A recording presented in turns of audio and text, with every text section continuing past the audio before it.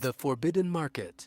In the quiet village of Al-Waha, surrounded by endless sand, life was calm and ordinary. The villagers spent their days harvesting dates and caring for their camels. But one night the moon turned red, it glowed in the sky like a giant eye, and the whole village fell silent as if holding its breath. Khalid, a curious young merchant, stepped outside to look.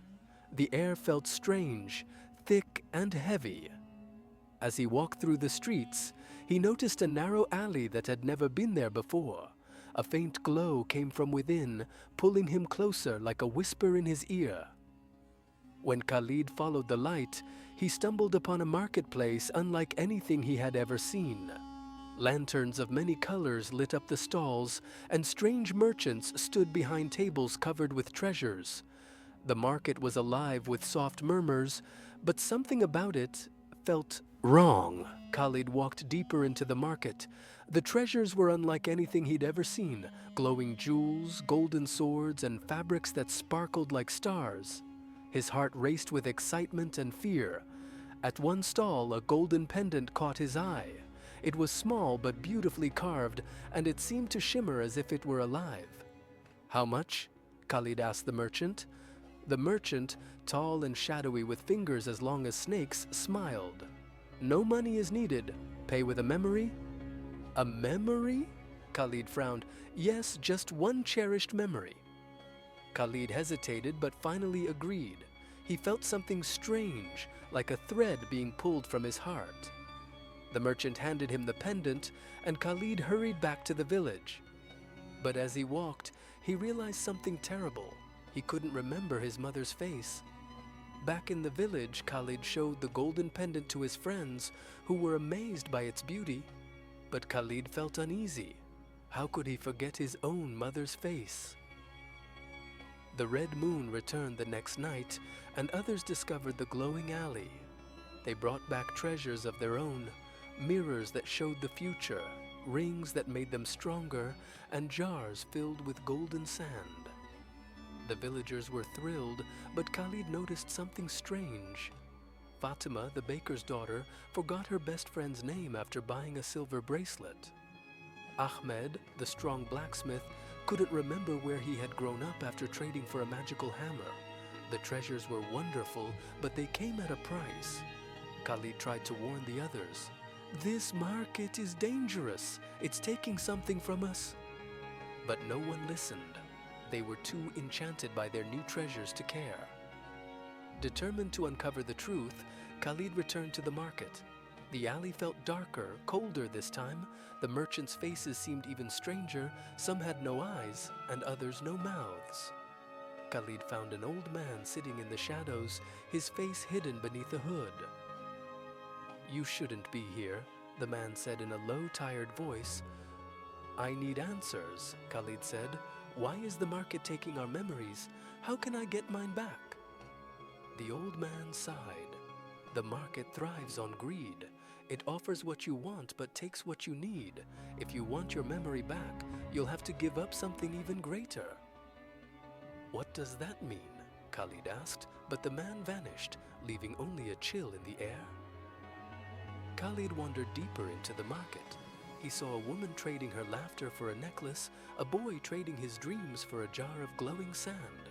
Each trade made the person less human. At one stall, a merchant offered Khalid a map that could lead him to endless riches. "Only your voice in return," the merchant hissed. Khalid shook his head.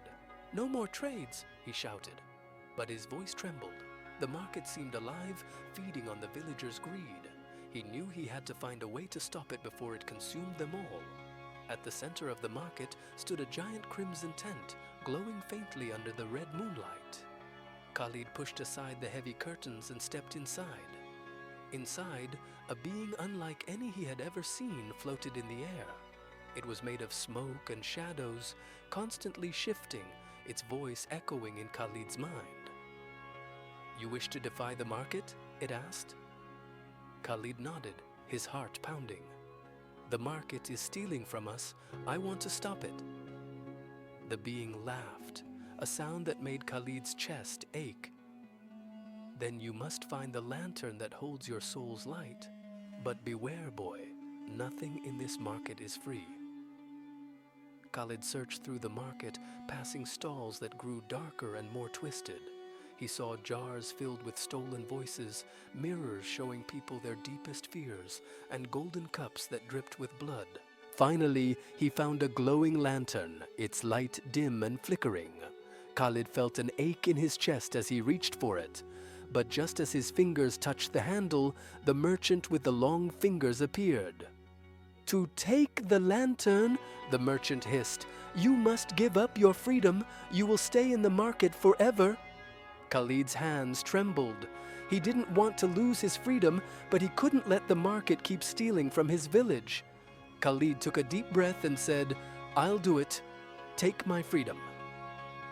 The merchant grinned, and Khalid felt his legs grow heavy, like roots sinking into the ground. The lantern's light grew brighter, spreading warmth through the market. Khalid felt a strange peace, knowing he had done the right thing. As the lantern's light spread, the market began to crumble. The merchant's shadowy forms dissolved, and the treasures turned to dust. The villagers woke from their trances, their memories and voices returning. Khalid, now a part of the market, watched as his friends and family left the glowing alley, safe at last. The red moon faded, and the desert swallowed the market whole. Though Khalid was bound to the market, he felt no anger. He had saved his village, and that was enough. His soul burned brightly in the lantern, a guiding light for anyone who might stumble upon the alley in the future.